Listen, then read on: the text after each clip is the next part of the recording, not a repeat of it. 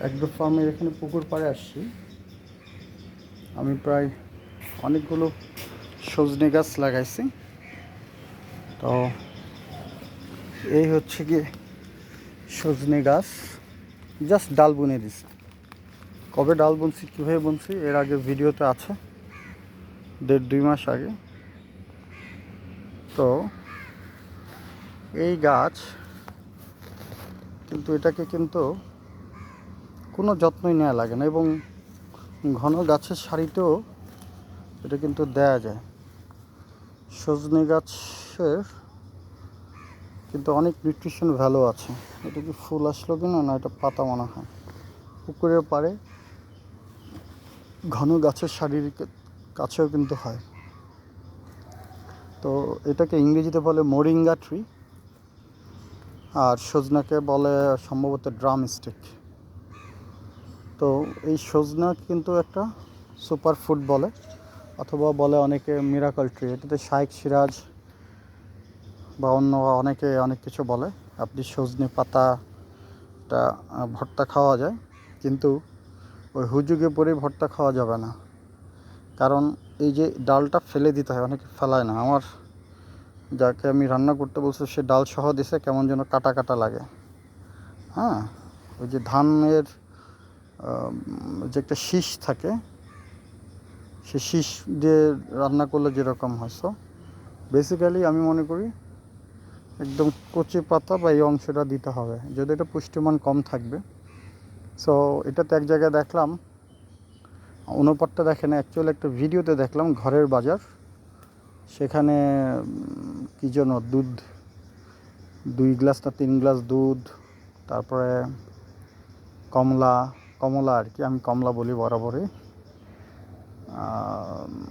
আরও ইত্যাদি ইত্যাদি। এই পুষ্টিগুণের চাইতে এটার সজনের পুষ্টিগুণ ভালো। আমি এটা নিয়ে আমার আরও কিছু শেয়ার করতে চাই। আমি 2 বছর আগে আরেক জায়গায় যেখানে কাজ করতাম, ওখানে প্রায় 50-60টা গাছ লাগাইছি। এই সব গাছ কিন্তু আপনার 12 মাসই সজনে দেয় না। আমার ওই দিকের কিছু গাছ আরও গাছ বড় হয়েছে। আমি এদিকেও কিছু ডাল বুনছি, সেগুলো একটু দেখাই।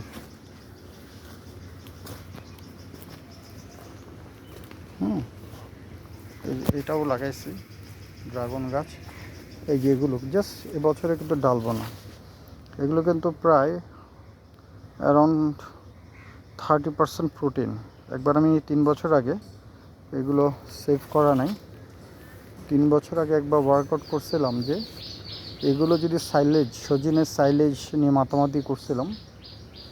সজিনার সাইলেজ করা গেলে তখন গরুকে এই প্রোটিনের সোর্স হিসেবে কাজ করে।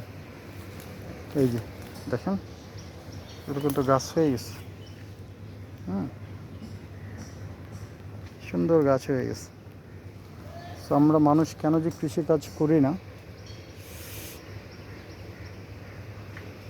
এই যে সজনা হয়ে গেছে। এই তো আমার লোক মনে হয় এখান থেকে পাতা নিয়ে আজকে ভর্তা বানাইছে, কচি পাতা নিয়ে। এই যে তো মাথা দেখতে পাচ্ছি না। তো খাওয়ার পরে দেখি আমি এটা দিয়ে কেমন করে বানালো সেটা আমি দেখাবো। দেখেন, আর গাছ রোপণ করার পদ্ধতি, আপনি আপনার থাই লেভেলের, যেটা এই লেভেলের মোটা অথবা হাত দিয়ে ধরা যায় না, এরকম লেভেলের ডাল বুনলে মার যাওয়ার সম্ভাবনাটা কম থাকে। আর এই জুনে বা মের শেষের দিকে প্রথম বা দ্বিতীয় বৃষ্টি, যখন পানিটা ঠান্ডা থাকবে, মাটিটা ঠান্ডা থাকবে, তখন এটা বুনতে হবে। তো এই দেখেন পাশে আরেকটা বুনছি, ওটাও গাছ হয়ে গেছে। সো অ্যাটলিস্ট পাতা খেতে পারবে, আর না হলে আমি গরু গোখাদ্য হিসেবে পাতাগুলো দিব। গরু দেখি আমার কয়েকটা গাছ নষ্ট করে ফেলছে, অসুবিধা নেই। এই যে সুন্দর, আর দেখতেও ভালো লাগে, এবং এটা পানিও নষ্ট হয় না। তো আমি আর কথা বলবো না, আমি কয়েকটা গাছ আপনাকে একটু দেখাই কতটুকু বড় হয়েছে, তাহলে বুঝবেন। এখানে কিছু রাখছিলাম, এটাকে কি বলে, গমের শ্বাস। ভাবছি গরুতে খাবে, তা খায় না। তো আমার একটা গরুর শেডের একটা খোলা জায়গা,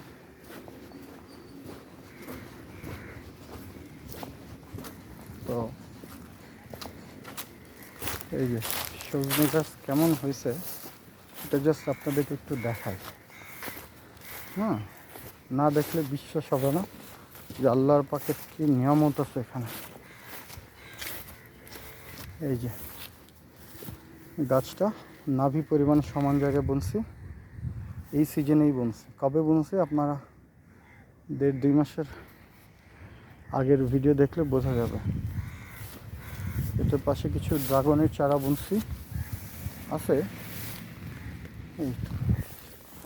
এই যে সজনে, আল্লাহ মাশাআল্লাহ, এটা অত মাঝারি না, একদম সুন্দর গাছ আছে, সুন্দর সাদা টাইপের, খুব মানে ম্যাচিং হয়ে গেছে। এই যে একটা গাছ, জাস্ট এটা আমার হাতে বোনা, জাস্ট দেখেন, ধরে নেন ফল দেয় না, কিন্তু এটা যে সবুজ স্নিগ্ধতা ছড়াচ্ছে এটা অসাধারণ, অসাধারণ। এই যে পাতাগুলো, এই কদবেল পড়লো, এই যে উপর থেকে এই কদবেল পড়ে পড়ে নষ্ট হচ্ছে, কদবেলের গাছ। এনিওয়ে, জাস্ট আসছি যখন, এই যে বললাম না কতগুলো গাছ বুনছি, সেটার হেঁটে যাচ্ছি পুকুর পাড় দিয়ে, না দেখার মানে দেখানোর লোভটা সামলাইতে পারলাম না। এই যে সুন্দর একটা ডাল, এটা হচ্ছে গোড়াটা দেখি। এই যে